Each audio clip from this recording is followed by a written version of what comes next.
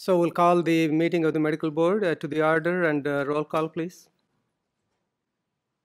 Sorry, I was waiting for you to do your whole speech thing. Now we'll get there. Dr. Bolat, Present. Judge Feinstein, Present. Dr. Hawkins, Here. Dr. Kraus, Here.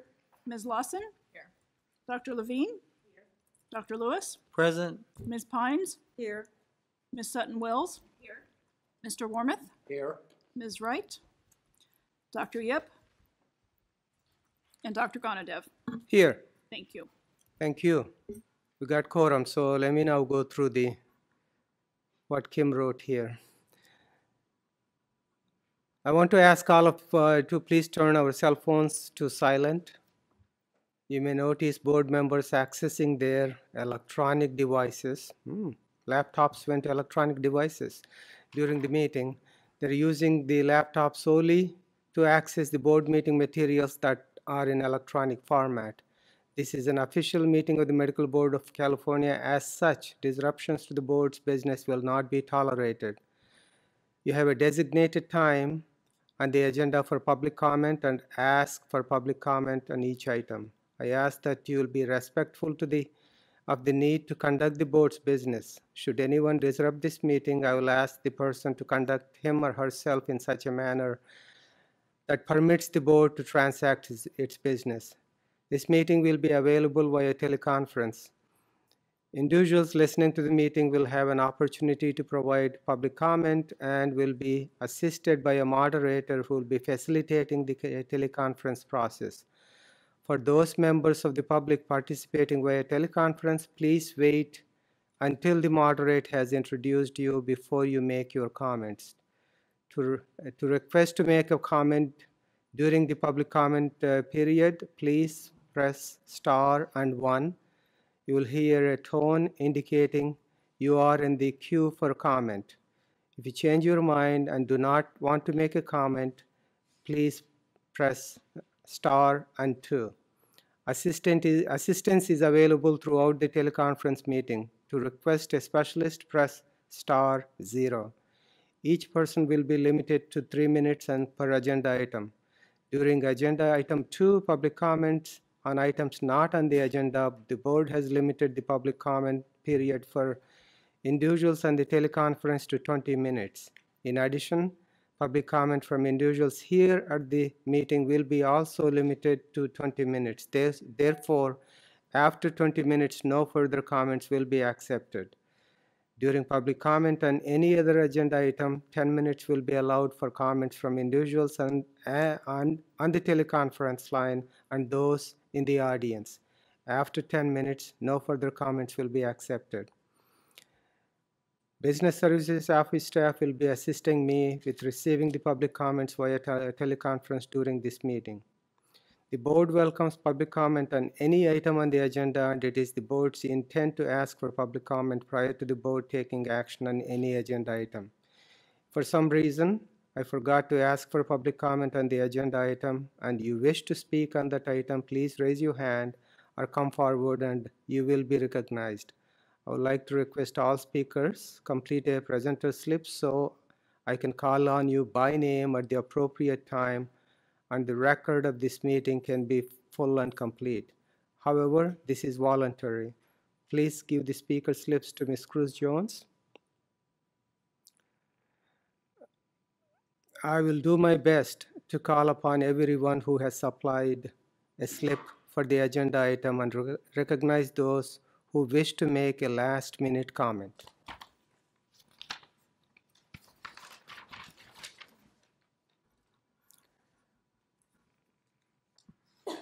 We plan to end the meeting today at 5:30 p.m. Kim, can you please introduce the members in the audience? Yes, I'd like to actually introduce Jessica Sieferman. She's the Executive Officer of the Board of Optometry, and she's going to be speaking tomorrow, but she's here today joining us as well. And one last thing, I would like to ask all of the members, if you're making comments, to please use the microphones. When we were trying to transcribe the last meeting, we had some issues with that. So we'll try to remind you as well, but if you could use the microphone, that's very beneficial to us.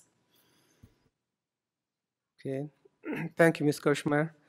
Agenda item 2 Public comments on items not on the agenda. We have a slip, Kim? I have no slips. Anybody would like to comment? Any comments on the phone? We do have comments from the phone. The first is from Susan. Your line is open.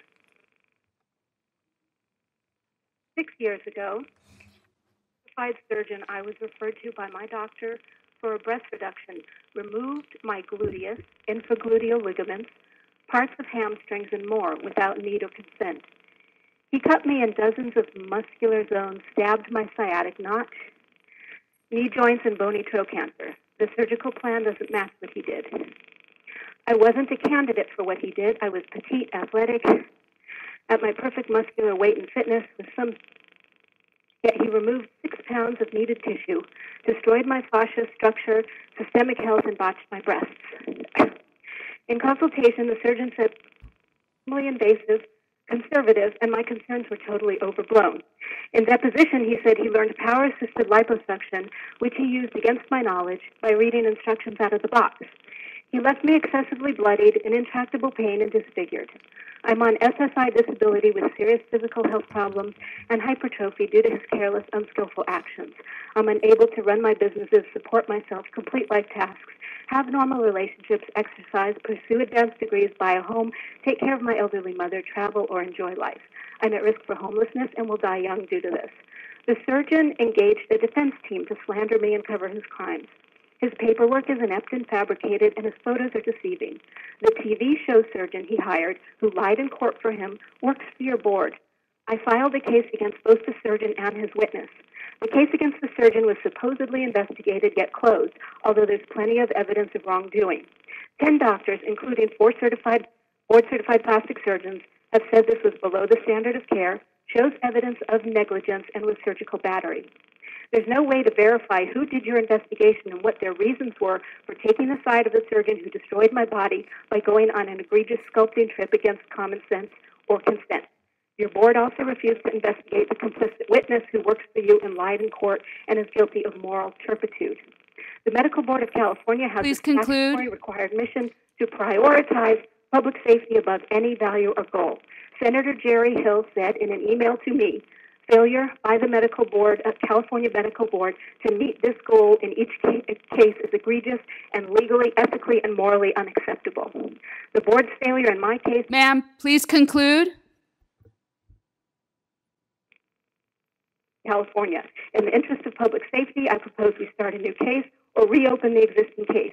Your website leads people into believing the Surgeon Center of the Negligent Surgeon is accredited. It's not and hasn't been since May 2013. Alicia at the HDIC can confirm. Thank you, though. I think we'll connect you with one of our staff who can help you. We understand your pain. I'm not sure that you do, actually. Yes, we do, ma'am. So we will connect you with the appropriate people. Please work with our staff. Because I'm in pain just holding the phone, and so I'm going to have to hang up. So how are we going to connect me? Can you leave your name with the attendant so we can make sure that our enforcement chief contacts you? Yes. Who do I leave my name with? With the attendant that's on the telephone. They will be able to take your information. Yeah, absolutely. I'll do that. Thank you very much. Okay, thank you. Thank you. Any other comments on the phone? We do have a comment from Eric. Your line is open. Hi, everyone. It's funny that you always tell people that you're going to have them talk to Christina Delp from enforcement after they make calls like this, because nothing ever happens when Christina finally calls them. There's been 2 other calls in the past, and you've said you're going to put them through to Christina Delp, and she does absolutely nothing. First, I want to congratulate you all on the sunset extension of the Medical Board for another 4 years. I'm sure you're going to pat yourselves on the back for accepting the status quo instead of striving to improve the board for the protection of consumers as is directed by state law. In that same vein, I want to go on record and point out that your powers that be, which I assume is Kimberly Kirkmeyer, has once again not put the topic of the Public Records Act on the agenda for the meeting. I asked for it to be put on the agenda for the first time an entire year ago at the October meeting in 2016, and I brought it up at every meeting since, and it's still nowhere to be found. It's egregious that you don't take this topic seriously and continue to allow employees of the Medical Board to break the law. I also want to point out again that you all work to protect the citizens of this state, not the doctors that the board licenses, and most certainly not anyone on your staff that regularly breaks the law. When you knowingly protect a staff member who breaks the law or a bad doctor, you yourselves become complicit in that crime. When you let a doctor off easy and they go on to harm patients, you are complicit in that crime. Let's just hope that the doctors who sexually offend their patients, like Dr. Hari Reddy, who sexually assaulted 4 of his patients, including a 15-year-old girl, don't end up doing it again. Unfortunately, your current president, Dev Ganadev, was part of the panel that restored the license to this 4-time sex-offending doctor and is now business partners with his brother-in-law, Prem Reddy, after accepting a $40 million donation from his new medical school. Pretty convenient, if you ask me. Lastly, you need to stop pretending that at least some of you are not being swayed by the California Medical Association. Dev likes to assure the public that the board doesn't allow themselves to be swayed, but frankly, Dev, we simply don't believe most of what you say. The CMA's membership is composed of less than 30% of all California Please doctors. conclude. If the bulk of our state's doctors refuse to join that club, why in the world would you let them have a say in anything that goes on with the medical board? So any of you who really doesn't want to be a part of breaking the law, I suggest you take the issues I bring to you seriously. Thanks. Thank you. Any other comments on the phone? We do have one more from Dr. Khadijah Lane. Your line is open. Good afternoon. This is Dr. Khadijah Lang, President, Golden State Medical Association, and I'm just calling in follow-up on the demographic. I'm sorry? Can you hear me? Yes, we can hear you. Thank you. I just want to thank the board. I have spoken with people that have been involved in following up and implementing the unconscious bias training that the board has begun for all members of the board and enforcement process, as we had discussed with the task force as a recommendation for something that could be done in remedying findings in the demographic study. We just want to thank the board for moving so quickly on beginning to problem. So we thank you. Thank you, Dr. Lang. Any other comments on the phone? Not at this time. Thank you. Now let's move to the agenda item 3, approval of minutes from July 27, 28 meeting. Move approval. Second. Any comments, any modifications? Any public comments from the audience? Any comments on the phone? We have a comment from Ann. Your line is open. Ann, your line is open. Please check your mute button. Hello, this is Dr. Ann Stavron of the Charles R. Drew Medical Society. I'm sorry, I had a little trouble with the phone. My comment was only in support of the comment by Dr. Lang regarding the board's training with regards to physicians. We had a training at the meeting for the Ethnic Physicians Organization, and our members are received this training and are in strong support of the board and their actions with regards to the action items in the study that was done. Thank you. Thank you. Any other comments? No comments from the phone. Thank you. So the motion was made and seconded. Roll call, please. Ms. Crujo. Yeah, Lisa. Dr. Bolott? Yes. Judge Feinstein? Dr. Hawkins? Yes. Dr. Kraus? Aye. Ms. Lawson? Yes. Dr. Levine? Yes. Dr. Lewis? Aye. Ms. Pines? Yes. Ms. Sutton-Wills? Yes. Mr. Wormuth? Yes. And Dr. Ganadev? Aye. Thank you. Motion carries. Next one is me, President's report. Well, at least I can tell you that I'm glad the sunset is done. It took months of hard work from my vice president here and my staff, especially Ms. Kirschmeyer and Ms. Simos, to really get to where we are. And I'm so thankful to the staff and so thankful to people, whoever listened. whether that is the Senate, Assembly, Governor's Office, stakeholders. We worked with every one of them, and it was, believe me, the last minute it was done. So that takes a huge load off me. The rest of it I can put up with. I just didn't want it sunset on my on my dime. Let me put it that way. So it was important. Ms. Pines and I had calls with the executive staff to discuss the meeting agenda and the other board projects. We constantly communicate. That's our job. Ms. Kirschmeyer and I also provided a presentation last week to the Network of Ethnic Physician Organization Summit on the medical license and state laws.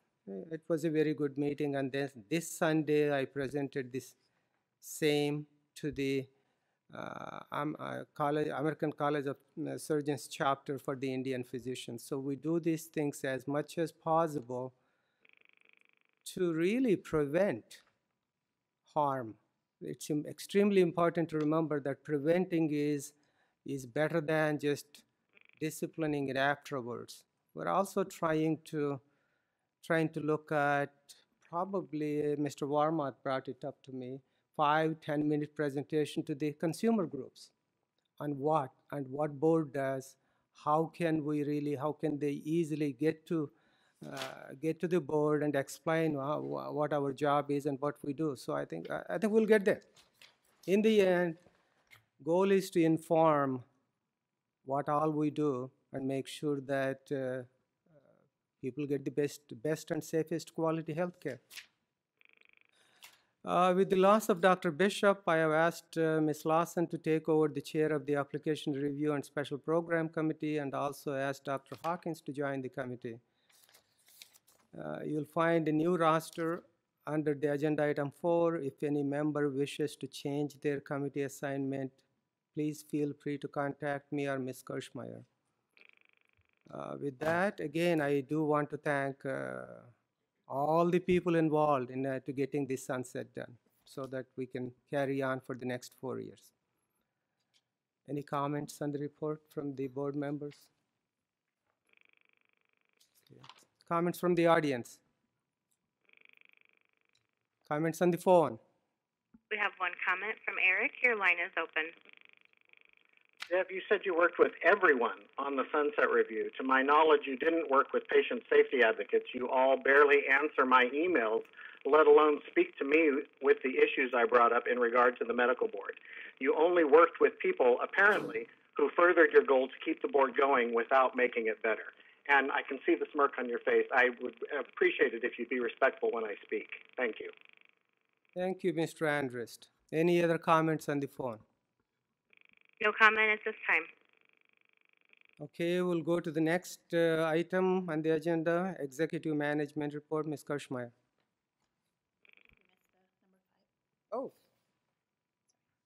Board member communications with interested parties. Any board member have any? As I already mentioned, I work with everyone from doctors to the legislature to the AMA. So I just want to continuously declare that by each board meeting. Any others? Okay. Any comments from the audience? Any comments on the phone? No comments at this time. Okay, that takes us to the agenda item 6, right, Kim? Yeah. Yes. Executive Management Reports, Ms. Kirschmeyer. I would like to actually start my report today by introducing 2 new members to the board's executive team. The first is Mary Catherine Cruz Jones, who replaced Lisa Toof as the board's administrative assistant. So most of you have actually already interacted with her, but I'm really glad that she's joined our team and that she's now aboard with us. And then I also want to publicly thank Ms. Toof for her dedication to the board and to the members and the public over the last several years. While we're going to miss her in our executive unit, we're actually very glad that she decided to stay with the board in our licensing program. And she's doing our licensing outreach to the medical schools and to the GME program. So we're really happy that she's continuing in that spot.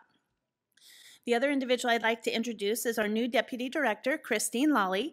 Ms. Lawley, as all of you know, was previously at the Department of Consumer Affairs as the Deputy Director of Board and Bureau Relations. So we're so lucky to have her aboard with the board. And then there are a lot of projects that we will be wanting to move forward together, including going paperless in our licensing program and making the board more technologically available. In addition to actually evaluating some of the board's processes to find efficiencies. So I'm really glad that she has joined me, and my husband's very glad that she's joined me as well. So lucky that she's now part of our team.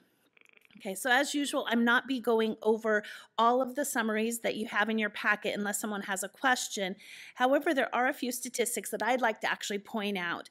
And the first is that our central complaint unit has actually decreased the time to process a complaint from 123 days that was at the end of last fiscal year to 90 days in the month of September. This is really just something to commend the enforcement staff for working hard to reach this goal. I know this has been an issue for them that they've really been striving to meet. And then the other statistic I want to bring to your attention, it's actually not in the packet, but it will be released in the board's annual report that will hopefully come out in November. And that is that the board actually took 466 disciplinary actions last fiscal year. This is actually an increase in 78 actions over the prior year. And so that's a significant increase. And again, we do get more complaints. So you think that there's a volume increase, but it was interesting that we saw it so soon because it hasn't increased that much over the last several years. So just taking more disciplinary actions as well on cases. And that's really thanks to Health Quality Investigation Unit and Ms. Castro's unit at HQE as well. On pages BRD 6A4 is the board's fund condition, including complete repayment of the board's outstanding loans to the general fund. With the loans, the board is expected to be at the mandated level in fiscal year 18-19. Unfortunately, the Department of Consumer Affairs actually has switched over to a new accounting database, and our normal budget reports are not available. So I'm hoping that we'll have something by the January meeting. They've really been struggling with, any transition has been difficult with IT, and so we're working now to get those reports, and hopefully we'll have an update on this year's budget of 17-18 at the next meeting. However, we did include in your packet the closing documents for the last fiscal year, so all of those are now in there per unit. And so you'll have all of that information. It is interesting, just to point out that we did receive the $6 million loan that was supposed to be paid back. So we did get that in the last fiscal year, and we are scheduled to get the $9 million in the future year. So we'll see if that comes through, and I'll keep the members advised of that information. As you will hear during the legislative report, the governor attached a signing message to the board's sunset review bill, which states the governor's office staff will be setting up meetings on two issues, both vertical enforcement, and I think we might have a volunteer to help Deb on that, and the expert reviewer report. Board staff will be attending these meetings and representing the board's position on the vertical enforcement program based upon the previous vote of the board. And again, I think that that's something that it'll be important to have both Dr. Gonadab, and if you want to pick another board member to attend, that will be really valuable for us. In my report, I provided a brief update on the issue of the overprescribing psychotropic medication to foster care children, and we are actually pleased to announce that we were able to receive some releases to look into the issue for 4 children so far. Our next issue will be actually finding out how to move through the court process to obtain authorization to investigate the care and treatment provided to these children. So it's been a long, arduous process, but we're seeing light at the end of the tunnel now with getting the authority to look at these medical records. So we're really glad that it actually is working. As all of you know, I'm Virginia Harold, Executive Officer of the Board of Pharmacy, and I work very closely on issues that pertain to both of our boards. And last week, a joint training was provided by Dr. Fishman on appropriate opioid prescribing that was provided to the Board of Pharmacy staff, specifically their enforcement inspectors, and our board staff, as well as staff from the Health Quality Investigation Unit and other healing arts boards. The training was hosted by the Board of Pharmacy, and it was actually nice to see all of us together working together on this issue and being able to ask questions on how to investigate those cases of overprescribing.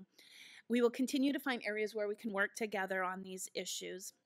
In addition, last week I attended via teleconference and webinar the annual meeting of the State Board Advisory Panel to the USMLE. This council is made up of 10 state board representatives who provide feedback and input on the USMLE. The council heard about recent updates to the exam and reviewed a list of stakeholder issues. The members also discussed topics including in the examination and reviewed the USMLE annual report, which I'll be sending to members probably next week. I would strongly encourage any of our physician members that may be interested in assisting with the USMLE to let me know so I can provide that information to the National Board of Medical Examiners and the FSMB. They really look for that input, and it's really actually a valuable process to go through. And so if anybody's interested, please let me know. I think they do a great job of setting up that exam, and they couldn't do it without the physicians around the country. I also attended via teleconference and webinar the Federation Advisory Council in August. This council is made up of 9 executive directors across the United States who provide input to the FSMB on issues and trends within each of the boards. These meetings help the board remain aware of the national issues that are of importance and provide input from the California perspective. And I actually just like to thank the Federation because we haven't been able to travel to those meetings because our out-of-state trips have been denied. But the good thing is they're opening it up now to allow us to do webinar. Now it's not as valuable, I don't think, as being face-to-face, and it is sometimes difficult on the teleconference, but at least we're still able to participate and provide input from the California perspective. As some of you may remember, at the last meeting in October of last year, October 2016, I provided information about a pilot program that was established by Business and Professions Code 853 entitled the Licensed Physicians and Dentists from Mexico Pilot Program. This law authorizes 30 physicians licensed in Mexico specializing in family practice, internal medicine, pediatrics, and OB-GYN to practice in California for 3 years. The board has to issue a 3-year license to these individuals to practice in a nonprofit community health center. It actually appears that the funding for this program may be received within the next month. In addition, it appears the program may complete its orientation and curriculum and provide it to the board for review.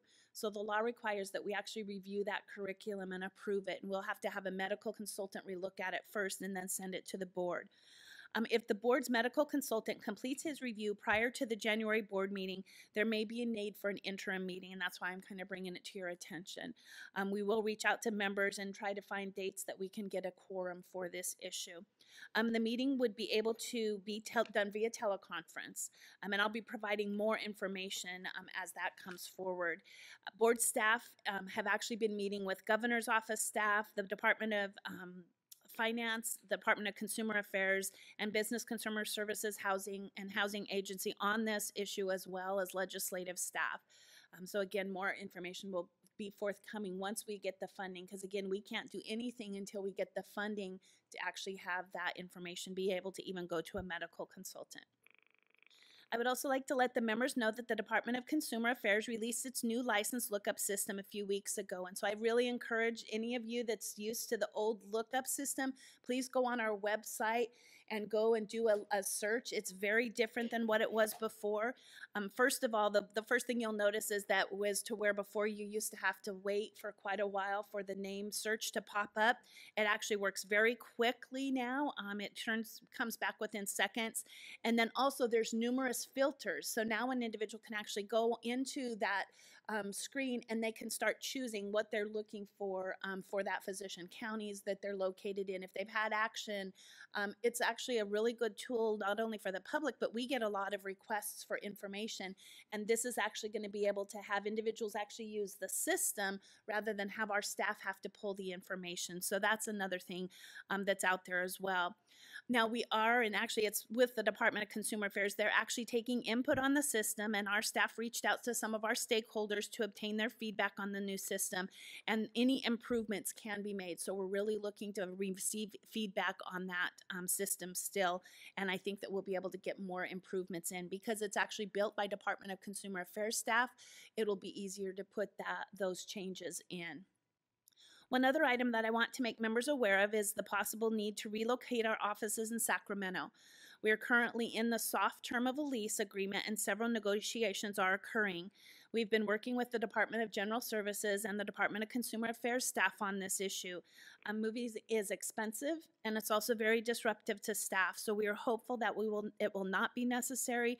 However, depending on the negotiations, it may need to occur.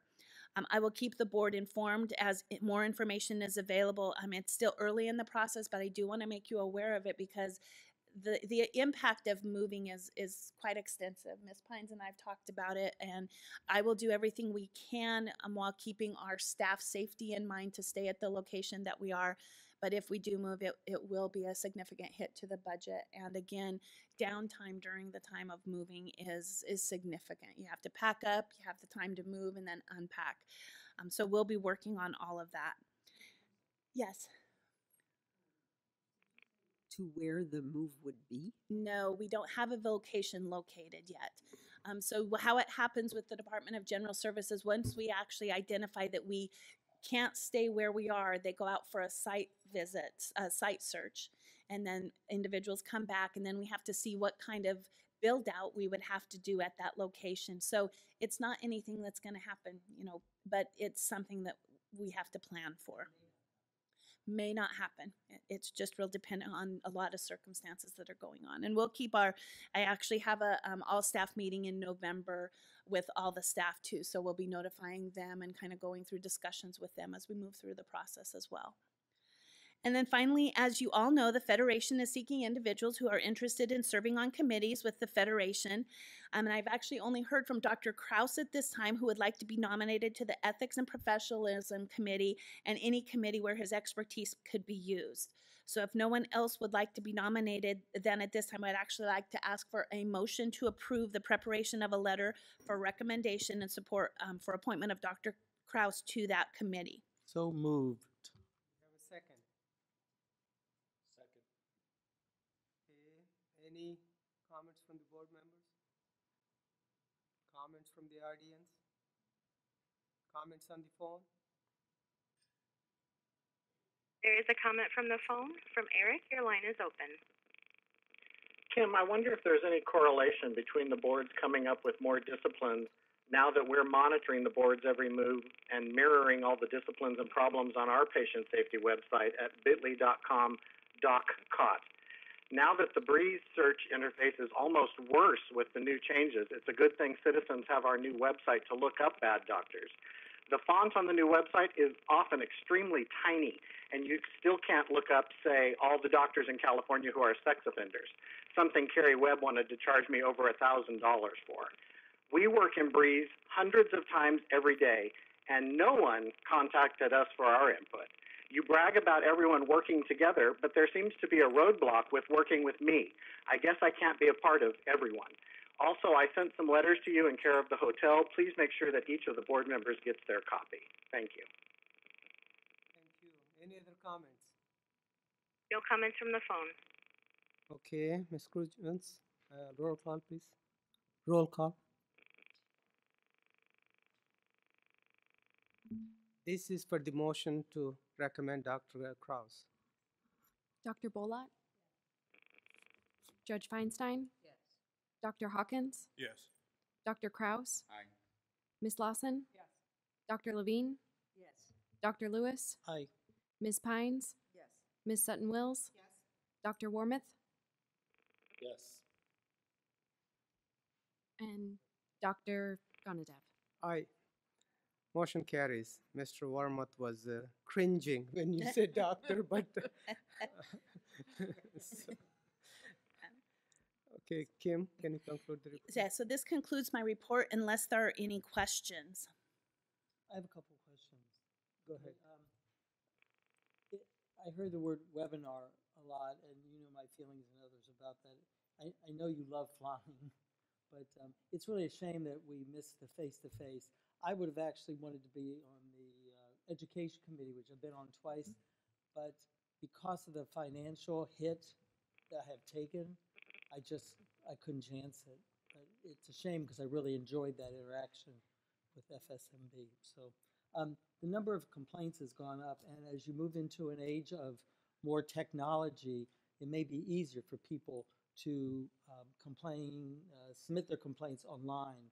So you probably will see that progression because we're going to improve our ability for consumers to complain electronically. Would you? I would completely agree. We've definitely seen ever since we went with an online complaint form an increase in complaints. Right. Yes. Okay, you've seen that, resulting in Yeah. what you just reported. Thank you. Any other comments? Any comments from the audience?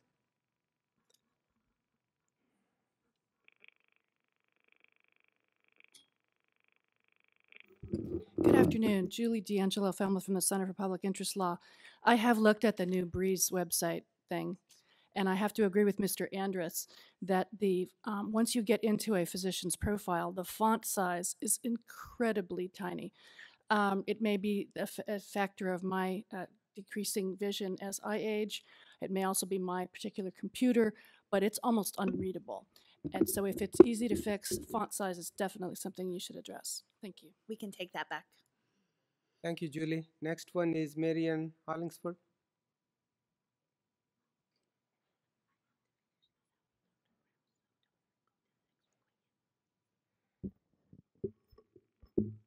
Good afternoon. My name is Marian Hollingsworth, and I am representing myself on this matter. In the list of activities and events accomplished by the Medical Board of California under the administrative updates, there was one that said board staff met with CMA, the California Medical Association, on issues of interest to both parties. However, these issues of interest were not disclosed. This raises some red flags for a number of reasons, particularly since this meeting could be viewed as a conflict of interest. For one, the CMA's sole purpose is to protect the practice and financial interests of its members, some 43,000 doctors, which is only about a third of the doctors in California. On the other hand, the medical board is entrusted to protect the state's 39 million residents from bad doctors. Now, the CMA has been able to successfully block just about every patient safety-oriented piece of legislation that has been presented for the past few years. Most recently, the probation notification issue in both SB 1033 and the Sunset Review Bill 798. What is concerning that there are members on this board who have more than a basic membership with the CMA. Dr. Gnanadev is a former CMA president, has given $50,000 to the CMA for an annual reward to the doctor who recruits the most members, and he sits on the board of the CMA Foundation. Not only that, but the CEO of the CMA, Dustin Corcoran, sits on the board of Dr. Gnanadev's new medical school. Dr. Krause has been a trustee with the CMA since 2010, according to his LinkedIn, and both he and Dr. Gnanadev made generous contributions to the CMA's Political Action Committee in 2016. Now, it has become obvious that the CMA is routinely mentioned at medical board meetings, usually whenever bills are being reviewed. Instead of giving their own opinions, board members will often ask first what the CMA thinks. Now, this gives the impression and the appearance that the CMA has a significant influence on this board. So when getting back to this meeting, you have to wonder, please conclude. Okay, why was the agency that's supposed to protect the people of California meeting with a lobbying group that only wants to protect doctors? So in the spirit of transparency, I ask you to reveal what this meeting was about. It would help to know where you stand. And also, I second the issue about the font being too small on the new Breeze. So if you could answer that question on the meeting, I would appreciate that. Thank you.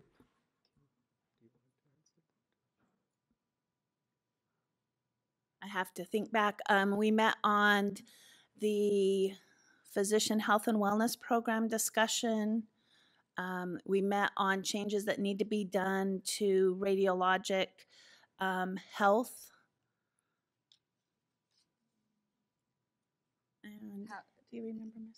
How they approve CME dealing with radiologic health. It's through CDPH. So it was a technical meeting on that.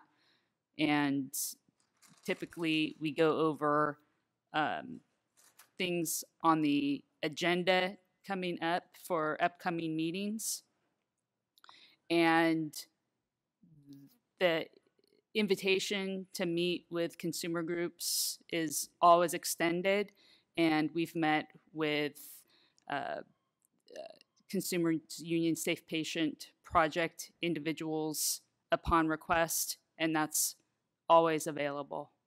And I would like to say the request does come from CMA to ask us to meet with them. Any other comments from the audience? May I speak? Yes. I'd like to acknowledge the concern about the optics and the perception. And I encourage members of the public to speak and request information. Certainly, I think it troubles each of us personally in terms of whether or not we may have conflicts of interest or whether or not we may be perceived to have conflicts of interest. Although I am still a member of the CMA, my trusteeship concluded in 2016. I'm not an officer of the CMA or any body of it, but I also want the public to have some understanding that the CMA is more than just a physician advocacy organization. Personally, I've been active in medical associations for many years, and my own personal point of advocacy has still been in patient protection and improved healthcare. The world is not black and white, and I want the public to continue to challenge us and raise these issues, but I also think that board members are deserving of some trust. And I know deep in my heart that my heart and mind has always been for patient protection, whether it be in my office, at a CMA meeting, or serving the Medical Board of California. And I'd like to be trusted in that regard. Thank you, Dr. Cross. And I intentionally didn't go into details about the accusations which come. When you're a leader in medicine, you do wear a lot of hats. You're very careful what you do.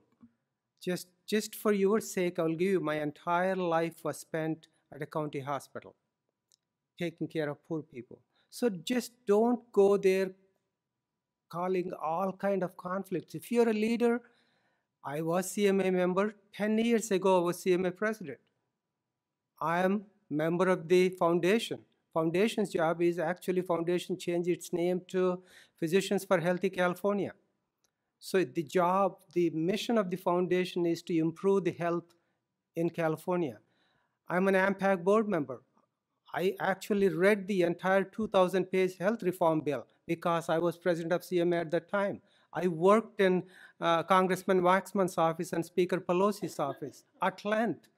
So these things, you don't get to be a leader unless you're involved. That doesn't mean that you're going to show conflicts everywhere. So I understand public's concern. I accept the public concern. I do my best to stay away. When I wear that appropriate hat, I will actually do what's right for that. As the president of this board, my only job is to consumer protection, which is the mission of the Medical Board of California. With that, I think I didn't want to go into that, but as Dr. Krause said, I thought it was time to really just let people know. Any comments from the audience? Others? Any comments on the phone? We do have a comment from the phone. Eric, your line is open.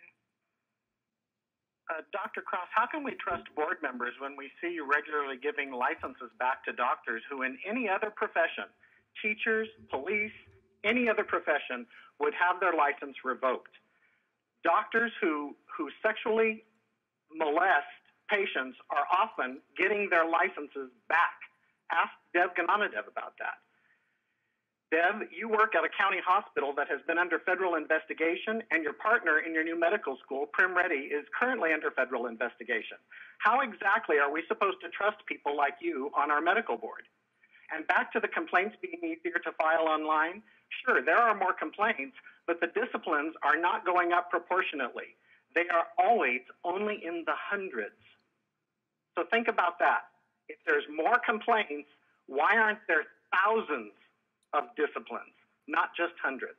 Thank you. Thank you, Mr. Andres. You have a right to speak. Okay, any other comments on the phone?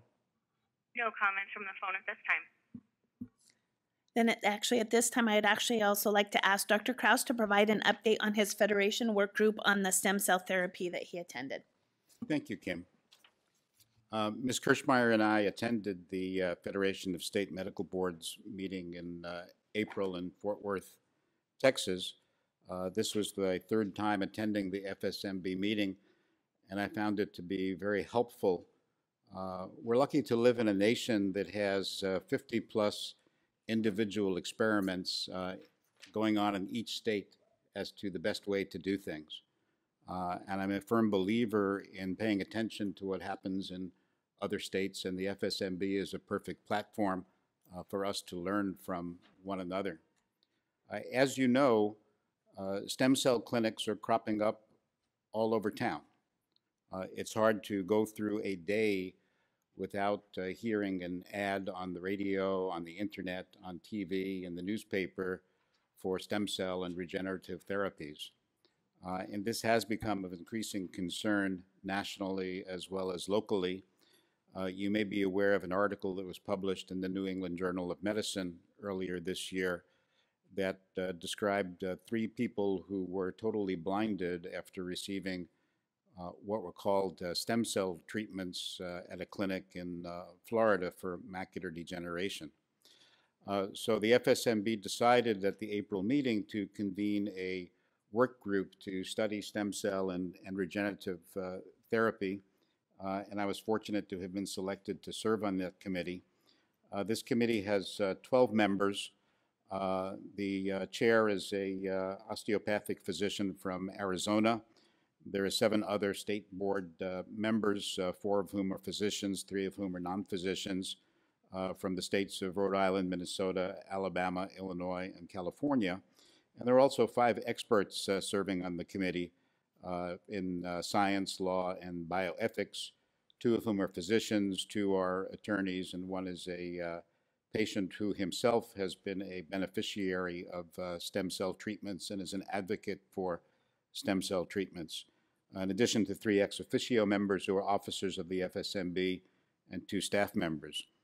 One of the difficulties in facing the challenge of assessing and regulating stem cell and regenerative therapies is there's no doubt that major advances and breakthroughs have already been made and are increasingly available in bona fide treatments. But there is a concern in terms of how to know how to sort the wheat from the chaff and how to protect the public. So the charge of this work group was fourfold. One is to evaluate the prevalence, promotional practices, and incidences of patient harm related to regenerative medicine and adult stem cell therapies in the United States. The second is to evaluate current regulatory approaches that are designed to protect the public, recognizing potential for improved patient outcomes through health innovation and technology. The third is to identify best practices for state medical and osteopathic boards in investigating complaints of patient harm, fraud, and the compliance with licensure requirements.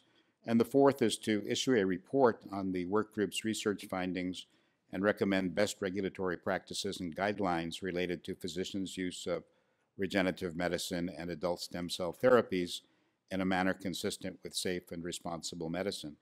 So the first meeting of the work group was convened on September 7th in Washington, D.C.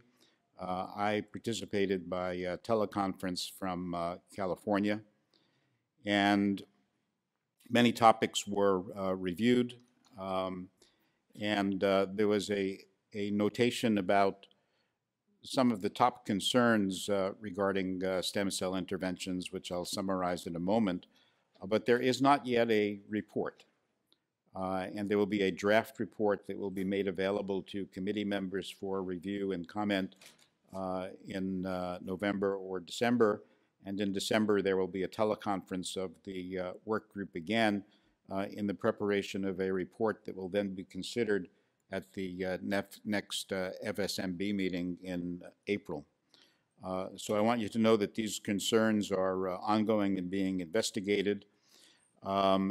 One observation was of the shifting marketplace, so to speak, where there is increasing marketing of unproven stem cell interventions directly to patients, largely through the internet. Concerns that claims of efficacy are largely based on patient testimonials with many clinics claiming benefits and understating risks. Concerns regarding patient perceptions. There have only been 6 studies noted which examined the views of patients, all of which use qualitative methods. The patients perceive themselves as active participants, not passive players, who engage the medical system, conduct research, and visit sites.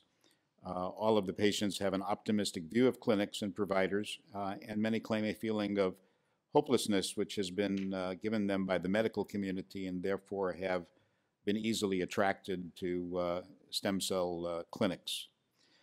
There also is a movement in this nation of right to try, and 37 states have right to try laws. There is a new federal right to try law, and under the right to try, where all other avenues of sound treatment may have been exhausted, these are groups of patients who seek other potential therapies, including drugs and therapies that may still be in FDA trials but not yet approved by the FDA. You may have read recently that the FDA itself has announced that they have authority over stem cell and regenerative therapies if and when cells are removed from the body, processed, and then reapplied to the body. But to my knowledge, the FDA has not yet begun to assert that authority in a standard manner. There is concern about whether or not we have the capacity to simply control the plethora of unproven treatments by regulatory processes, because here already we are one of the most highly regulated nations in the world, and we are also the site of a burgeoning stem cell and regenerative therapy business. We don't know how best to educate the public, and that's being explored. There have been a number of civil lawsuits where patients have accused providers of fraud, false advertising, misrepresentation, lack of informed consent, unfair business practices, financial abuse, elder abuse, infliction of emotional distress, and it is yet unclear what the impact of these civil litigation strategies may be. But lawsuits certainly are one way that patients may seek recourse for damages, and it could alter business practices. We're still studying the role of scientific and medical societies and want medical societies to be more involved in educating the public and offering their opinions and guidance for stem cell and regenerative therapy. The FSMB itself will seek to engage patient advocacy groups. And there was the greatest recognition that although we may leap to prevent unproven therapies, that in fact we're still at a stage where we all need to be doing more research and to help patients themselves separate the wheat from the chaff, so to speak. So more will come. I look forward to a draft report. I look forward to the FSMB issuing a report, and you should remain cognizant that the FSMB is an advisory organization. It's not an organization that carries any regulatory authority. So once there is an FSMB report, then that will come back to our board for consideration, and hopefully it will assist us in our own process of requesting some relief and protection for patients of California for unfounded claims made for stem cell and regenerative therapies. Thank you. Thank you, Dr. Cross. Dr. Hawkins. I just wanted to advise those here that I'm a member of the one of the FDA advisory committees, Cellular, Tissue, and Gene Therapy Advisory Committees. And earlier this month, we met to hear about a new gene therapy, perhaps a second gene therapy available to treat a inherited condition resulting in blindness, all those afflicted with it. This is probably the second gene therapy that's been come before the FDA. The advisory committee, of which I'm a consumer representative, only makes recommendations. So after hearing the presentation from the several years of research and the FDA's assessment of this research and outcome, we recommend unanimously that this gene therapy be approved by the FDA. in the beginning of this year, next year we'll hear whether the FDA in fact approves this new gene therapy with which can prevent or reduce the slow progression of blindness in all individuals previously associated with who become totally blind. Thank you, Dr. Hawkins. No doubt in my mind, I'm a technology freak. One day we'll get there. Genomics, proteomics, immunotherapeutics, bioinformatics is the future of medicine. But in the meantime, there are a lot of charlatans get into field, and that's what Dr. Krause was talking about. And it's FDA, the medical boards, and the state and federal government's job to make sure that people are not hurt by these false advertisement and false cures. So, any other comments? Any comments from the audience? Comments on the phone? There are no comments from the phone. Thank you. Okay, now we'll go to item number 7, update on the disciplinary demographic task force, Dr. Cross and Ms. Wright. Dr. Cross. I apologize that you need to hear my continuing droning voice. True, but go ahead. Go ahead, go ahead. Thank you, Dr. Gnanadev. As the members know, the goal of our task force has been to evaluate claims of discrimination and the findings of the California Research Bureau demographic study in order to proactively prevent bias in any and all processes of the board and in actions of anyone who may be involved in the investigative or disciplinary processes. Since our last board meeting, the board not only finalized its contract with the vendor to provide the implicit bias training, but held training sessions in both Northern and Southern California. Staff from the board, the Health Quality Investigation Unit, the Attorney General's Office, and board members all were invited to attend this training. There was a great turnout, and most individuals required to attend the training attended these in-person sessions. Any staff or members who did not attend the in-person training will be required to take the webinar when it is completed. The board is in the last steps to complete the webinar. The training provided specific information on the board's enforcement process, as well as information on subconscious bias. The training also walked the attendees through case studies to identify areas where implicit bias may be a potential. The board received good feedback on the training. However, as previously stated, we would recommend that this training be repeated every 2 years. It will be recommended that the training next time be longer and provide for more information sharing, as this was one recommendation from those in attendance. As stated at the last meeting, the task force identified certain information that should be removed from the complaint, investigation, and prosecution process.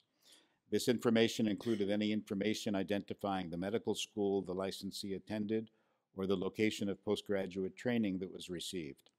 On September 25, 2017, the board's executive director sent a memo to the Health Quality Investigative Unit and Attorney General's Office regarding this policy change. The change was implemented by the board staff and also staff from each of these entities. In addition, Ms. Kirkmeyer spoke with the presiding judge at the Office of Administrative Hearings earlier this month and will be providing a written request to them requesting that this information not be included in the proposed decisions. The board staff continues to review its processes to determine if there are other areas where the board can make changes to ensure that implicit bias is not a part of the enforcement process. We want to thank our stakeholders for bringing this matter to the board's attention and for all their assistance with this issue. Are there any questions? I'll recognize just 1 minute. I just want to get the board first. Any comments or questions for Dr. Cross? I have a comment. Yeah, Judge Feinstein.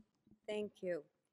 Dr. Krause, whereas I certainly understand the issue of implicit bias and our need to, really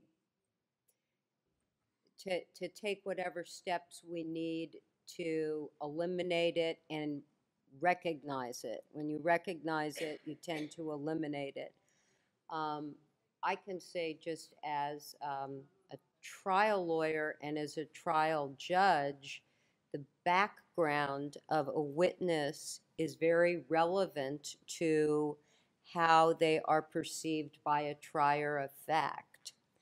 And although, you know, perhaps you don't, you know, maybe it's, well, it's not usually gender, but somebody's experience, you know, whether they've done fellowships, whether they've completed levels of training is germane when we are assessing complaints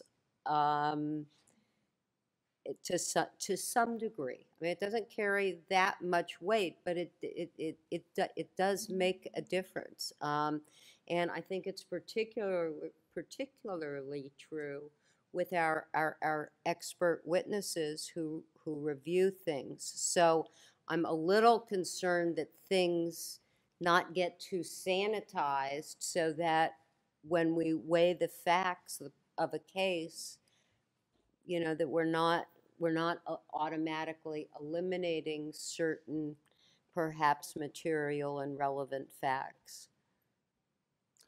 May I respond? Go ahead. In my opinion, you're quite right. But we know that the individual has a MD or DO degree from a accredited institution. The completion of residency training and fellowship training is not masked, but the institutions where these educational processes are performed are masked.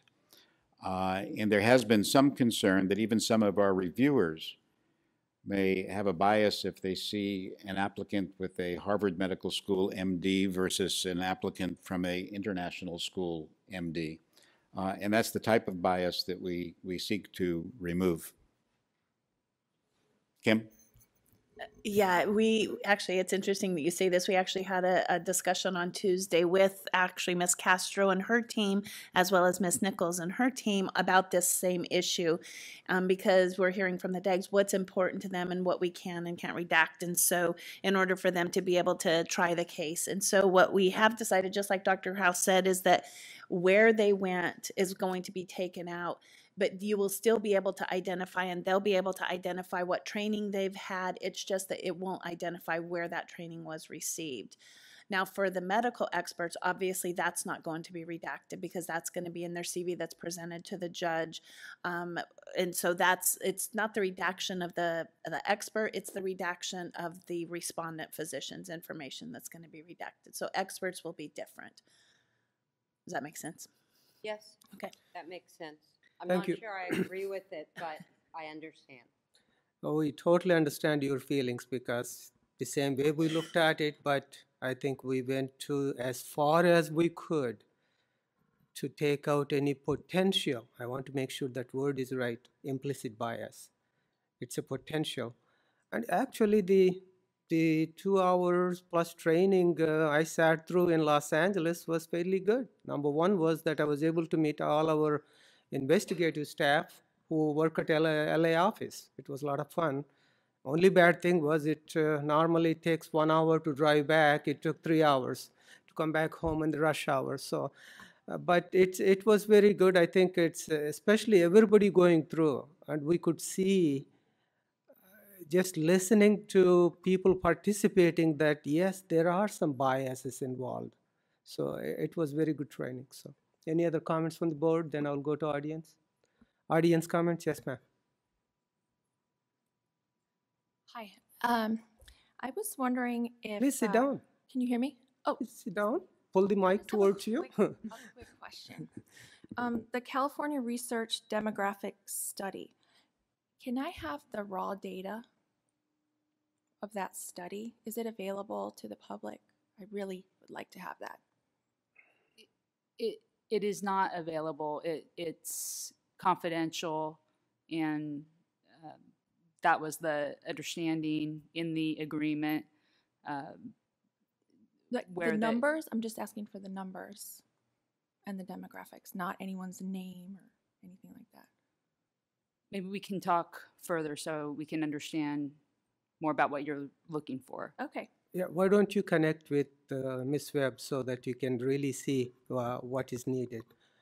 Any other comments from the audience? Comments on the phone? We do have comments from the phone. Anne, your line is open. This is Ann Stavlin, president of the Charles R. Drew Medical Society. I had a question. Were there any tools that measured unconscious bias or implicit bias prior to the training? Is there any thought to how that you're going to measure to see that there's been improvement? No, it was a training. Afterwards, we got to see, I think, the people who, at least I can tell you the training I was at, people were made aware of the non-conscious. Unconscious is a bad word for me because if you're unconscious means you're out. So it's just a medical term. But yes, I think we need to do further studies afterwards. It might take a long time to compile the data and see if this training made a difference. Remember that everyone is going through the training, all the people who work for medical board, including its board. So we will, but you might not see the results for 5 years or so. Otherwise, you won't get really scientific value. Remember when we did with 2 or 3 year data, actually it came out as there was not even any possibility of bias. Only when we looked at 10 years data, there was something it's worth looking at. So that's why. Dr. Cross. With the indulgence of the board, I'd like to invite the caller to work with us in terms of developing ongoing mechanisms of testing for bias. I've stated for the record before that you don't get past prejudice and bias by doing one study and saying it doesn't exist. It has to be an ongoing concern. And we need to have a open avenue for all stakeholders to work with us to measure the results of what we're doing. So I think we should encourage that. Yeah, Dr. Cross, your committee is still there, exists. So you can do as part of the committee. You and Ms. Wright can do. You don't need a board's permission. What else? Dr. Levine. Thank you. Thank you. We have another comment from Khadija. Your line is open. Go ahead, please. Thank you. This is Dr. Khadija Lang, Golden State Medical Association president. I sort of piggyback Drs. Krause and Ms.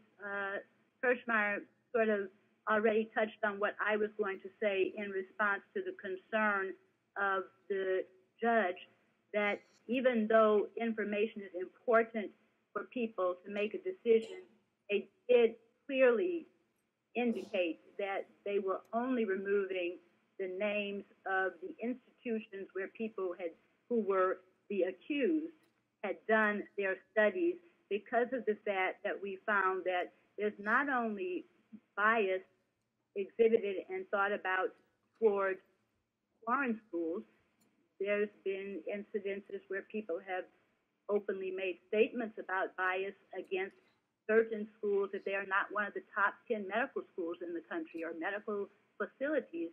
And people get a great training at many of the county facilities in this country, which are not listed in the top 10 or top anything of hospitals or programs, but it doesn't limit the quality of training and education that a physician receives.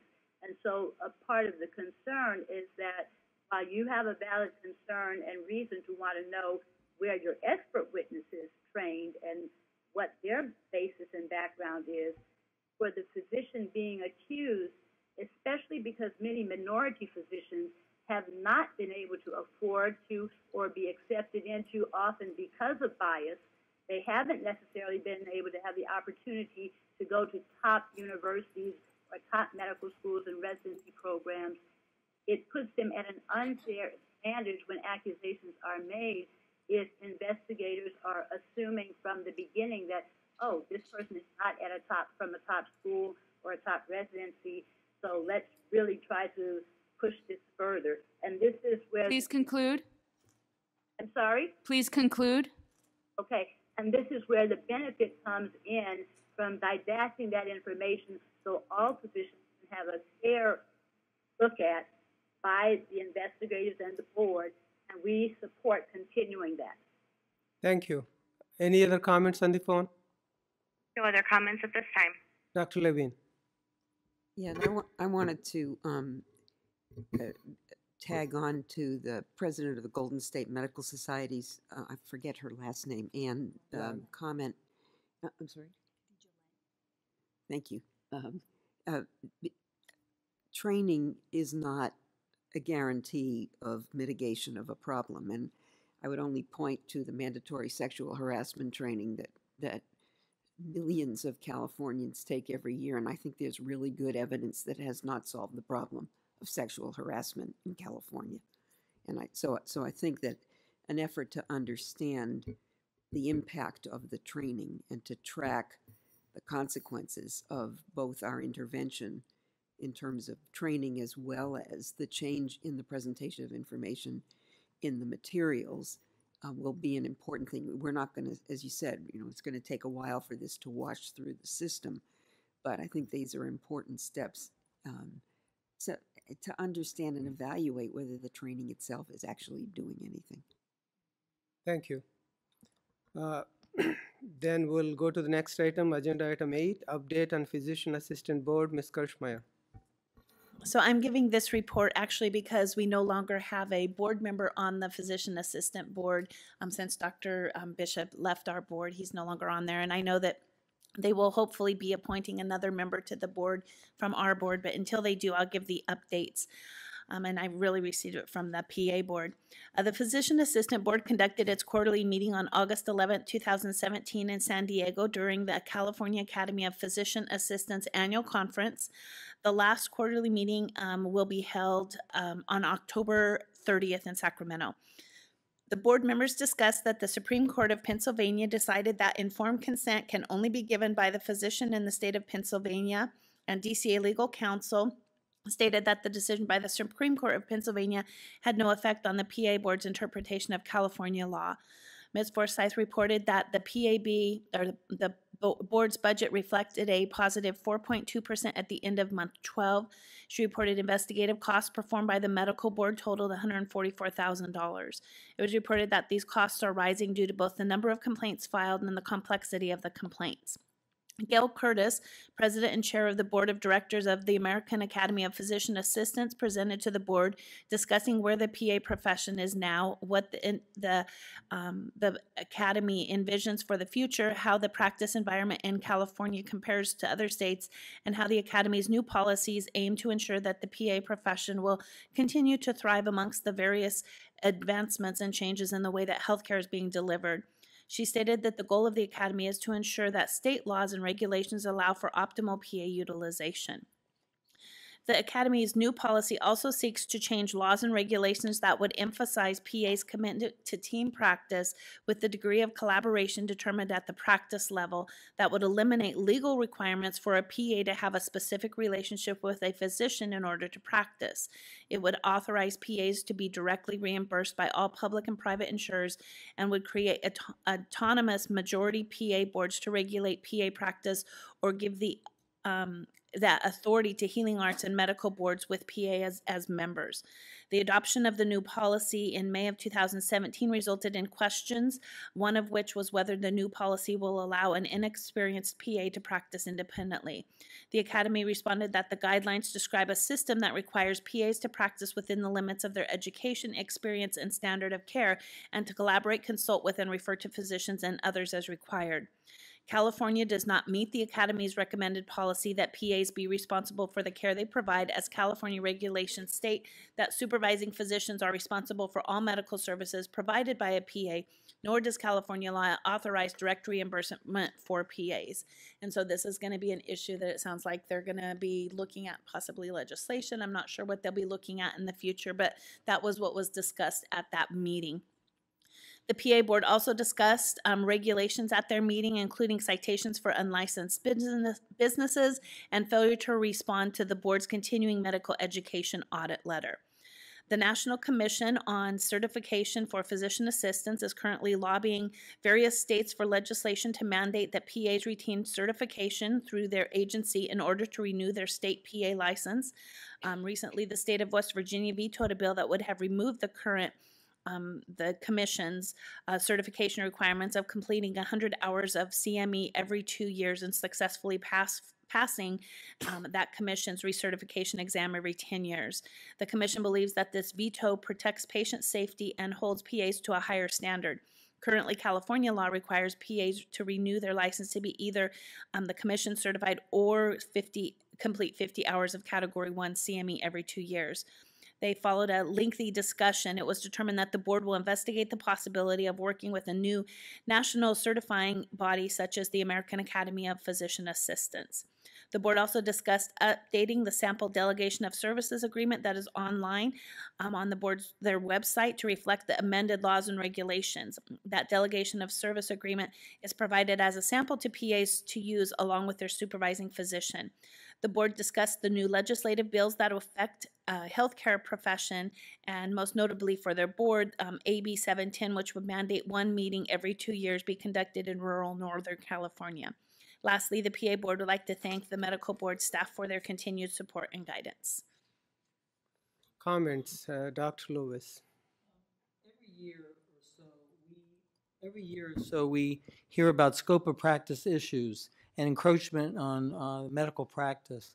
And so I was listening to your comments on that meeting, and could you, in a couple sentences, give me your feeling, if you could, about a push for scope of practice broadening for PAs? Because right now we try to protect that in California, and the regs say that they have to have this relationship, but I'm a little concerned that you'll see it in other states and it's going to encroach upon California. So any change in scope of practice would have to be done legislatively. And I can't speak for the board, but I think we would do a good job of analyzing any change in their scope of practice or the removal of the physician supervision. I mean, we've been very careful with other boards when these scope bills come forward. Even, for example, the last one for optometry that changed, we opposed the bill. It still made it through, but we did stand up and say that we didn't think it was good for consumer protection. And I think that we need to carefully analyze every bill that comes through to make sure that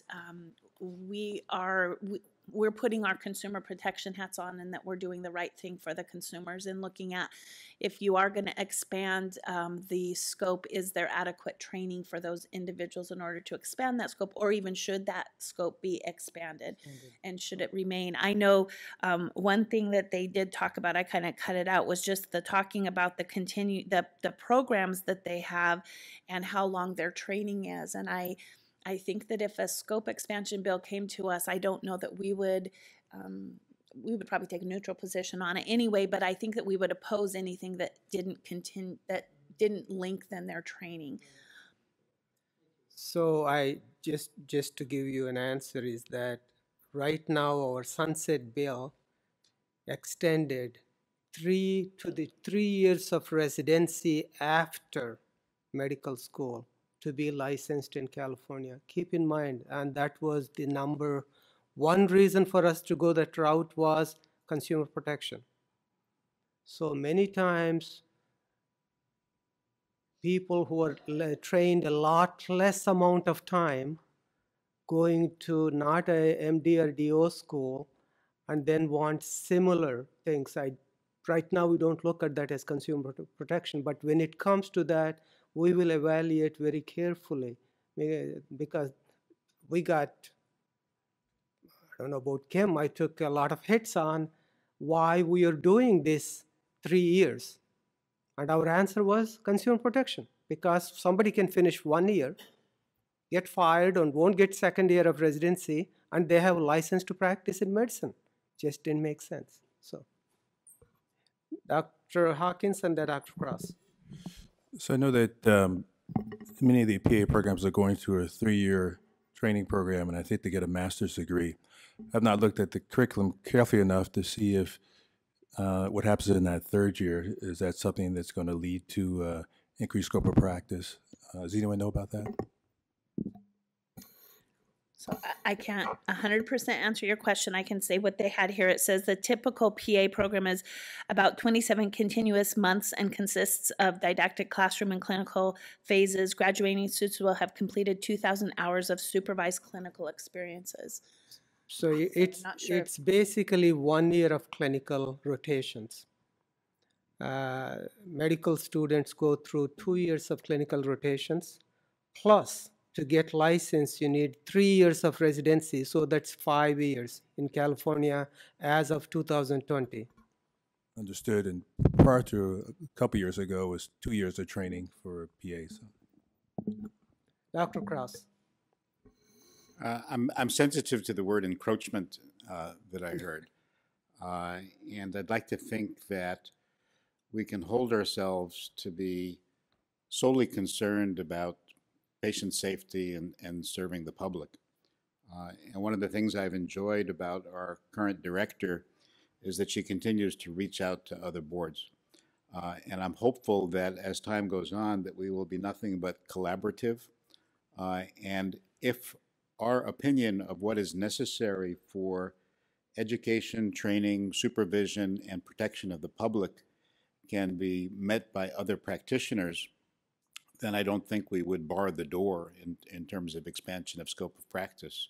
But on the one hand, as Dr. Gnanadev noted, it would be foolhardy for us to demand more and more and more of our physicians and not have a same level of demand of other practitioners and other licensees who would potentially be providing the same evaluation and management and procedural services that we're holding physicians to such a high level for. I would like to foresee a time when the standard of care amongst all practitioners could be uniform, where if you are licensed and authorized to do a procedure, that you can trust that that procedure will be done at the same level of quality of care as any other licensed practitioner.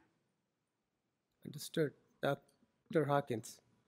Dr. Ballard, do you have any insight into this training? Dr. Hawkins, I have, my knowledge is more for the nurse practitioner, advanced practice nursing, not PAs. Okay, Dr. Levine?